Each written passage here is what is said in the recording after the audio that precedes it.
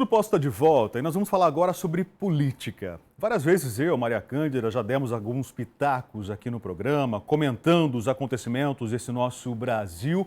Mas agora a gente vai falar propriamente sobre a boa política, sobre a necessidade de você de casa, eu, qualquer pessoa, se encarar, se entender como um agente político. E eu faço menção a um texto muito antigo do dramaturgo Bertolt Brecht, que fala que o pior analfabeto é o analfabeto político. É aquela pessoa que não entende que o preço do arroz, do feijão, do sapato, do pãozinho de cada dia depende das decisões políticas. E ele esclarece muitas vezes que se você não ocupar da política, você vai acabar dando espaço para o sujeito mais sujo, para aquele que quer fazer da política o seu meio, quer fazer da política a politicagem. E é justamente sobre esse assunto que nós vamos tratar agora com o nosso convidado. Ele começou a sua carreira política muito jovem, com apenas 14 anos, foi líder estudantil, foi membro do primeiro núcleo de defesa civil do estado de São Paulo, eleito vereador lá com 18 anos de idade, hoje está cumprindo o seu primeiro mandato como prefeito, à frente da cidade de Cabreúva, aqui no interior de São Paulo. É com muito prazer que eu recebo o prefeito Henrique Martim. Henrique, boa tarde, bem-vindo. Muito boa tarde, Obrigado, Rafael. Obrigado pela presença. Só um detalhe, antes da gente entrar em política aqui, o público que acompanha a nossa emissora, acompanha a Rede Família, certamente já liga a tua figura ao programa Brasil na Tela, né? E na realidade, Rafael, muito boa tarde a todos, a você, obrigado pelo convite. Uma grande parte do nosso público da Rede Família até não sabe que você é prefeito. Que eu sou prefeito. Então, hoje, com exclusividade aqui pelo seu programa, vamos estar sabendo um pouquinho mais do Henrique prefeito, do Henrique político. Tá, o Brasil na Tela ele vai ao ar aos sábados, às 2 horas da tarde, é isso, tá? Todos os sábados, às 2 da tarde. Eu fico até o dia 25, é o meu último programa. Aí tem uma férias forçada. Tá. Na verdade, essa férias forçada, gente, é em cumprimento justamente ao calendário eleitoral, calendário político, né? Justamente pede isso, a legislação pede justamente isso, né? Mas aí a Maria Antunes assume o comando, nossa repórter assume o comando do programa e eu retomo em outubro. Você começou muito jovem, 14 anos de idade. O que te levou a se envolver? Eu era líder estudantil da escola na Mesquita Laurini. E eu comecei, lá em Cabreúva. Comecei a perceber que, através da política, eu poderia fazer algo. Aquilo que você disse no início.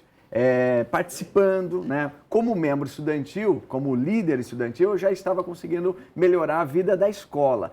Aí eu fiz as contas. Eu tenho 14, com mais 4, eu vou ter 18. Era exatamente numa eleição e vou poder ser candidato aos 18. Aí fui buscar partido político, fui conhecer e me envolver. Comecei a falar com os amigos, primeiro com a família, com os professores, e aquela onda começou a crescer. Fui candidato e fui eleito vereador mais jovem do Brasil, porque não tinha como ser antes, com 18 anos, com 534 votos. Teve medo ao disputar uma eleição? Tive. É um peso muito grande?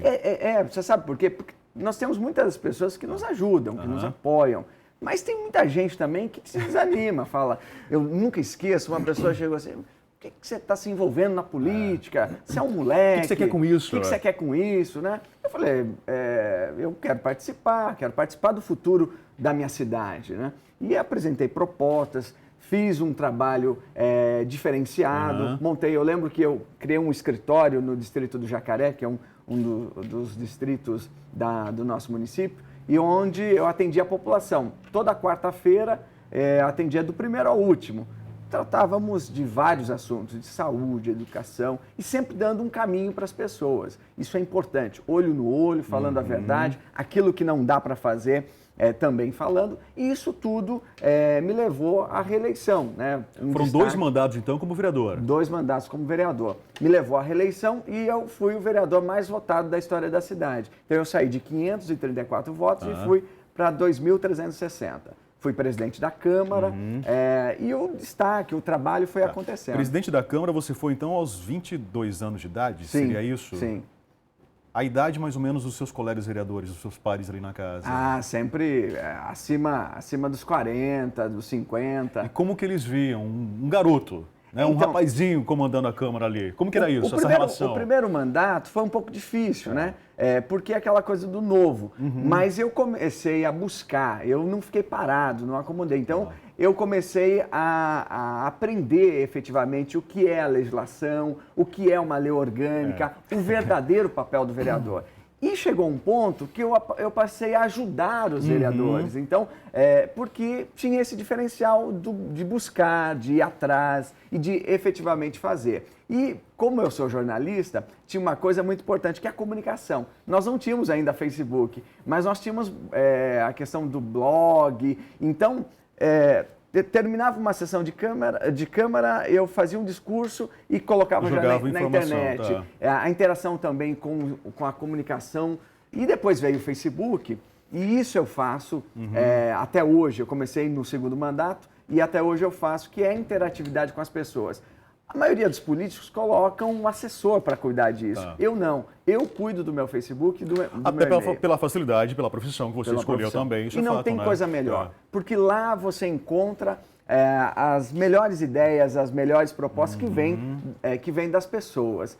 Continuo atendendo a população, agora 2 vezes por semana. Às terças no centro da cidade e às quintas no Ganha Tempo. Você já engatilhou um mandato no outro, foi isso? Dois mandatos de vereador, depois agora prefeito, é isso? É o primeiro de prefeito. Primeiro de prefeito. Se arrependeu de alguma forma, Henrique? De jeito nenhum. Não. De jeito nenhum. Mas teve os dissabores? A política ofereceu para você isso? Não tenho dúvida. Em muitos momentos pensei em desistir.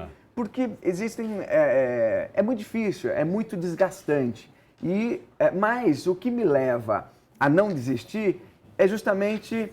são as conquistas para a cidade. Eu participei como vereador, por exemplo, eu queria levar uma agência da Previdência Social para a cidade. Consegui. Mas como eu era oposição ao mandato passado, não aceitava. PROCON e várias outras conquistas, que graças a Deus, como prefeito, neste mandato eu consegui executar. Como que você avalia o atual cenário político do Brasil, né? Essa crise que a gente passa hoje? Olha, chegou um ponto que não dava mais, né? Eu estou muito confiante no novo governo, no governo do Michel Temer.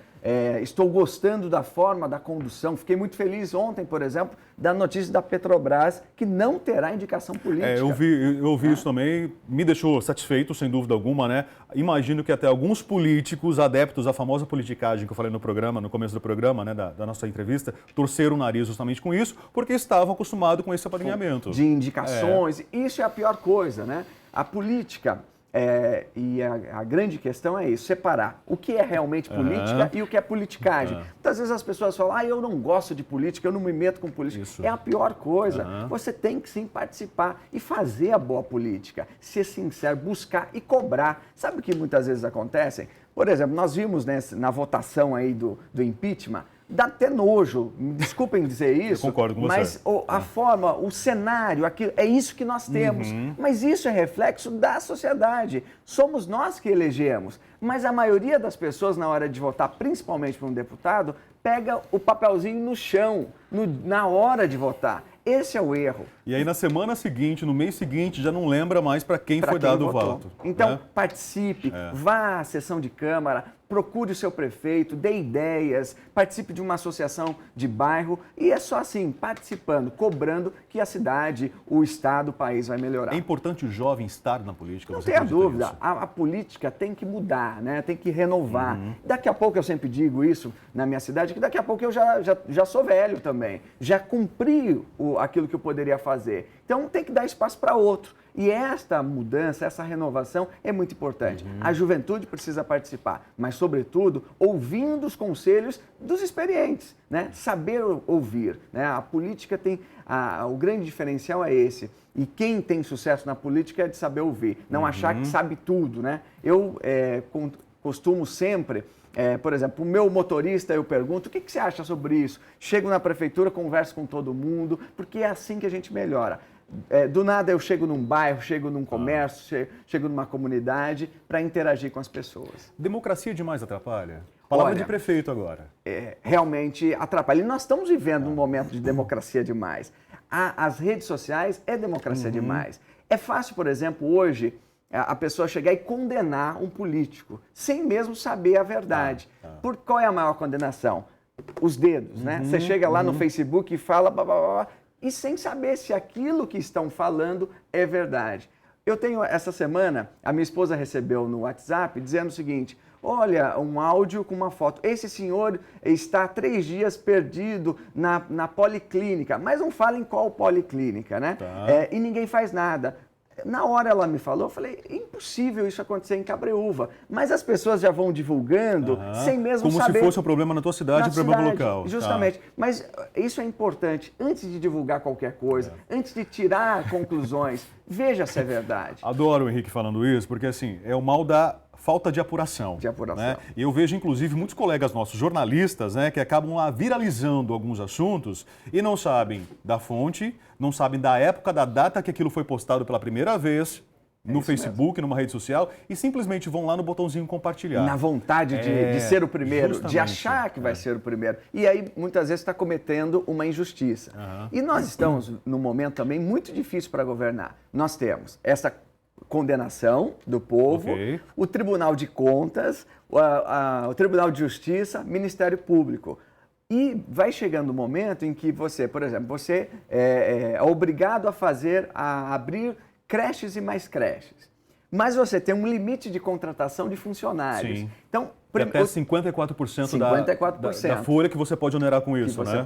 Em Cabreúva, por exemplo, nós não chegamos nos 50%, graças a Deus. É um limite com tranquilidade, governamos com tranquilidade. Não atrasamos pagamentos, a cidade está caminhando muito bem, com grandes conquistas, o maior plano de asfaltamento da história da cidade, um novo hospital, fizemos unidades de saúde em todos os bairros, nos principais bairros, então levando efetivamente as ações. Mas, Henrique, nesse momento, você não acha que de repente existe uma certa descrença da classe política? A pessoa está cansada do político? Mas isso é culpa do próprio político, né? Do político que aparece só em época de eleição, do político que só faz meia dúzia de obras em época de eleição. O político é culpado de tudo isso. Mas por isso que a população tem que saber.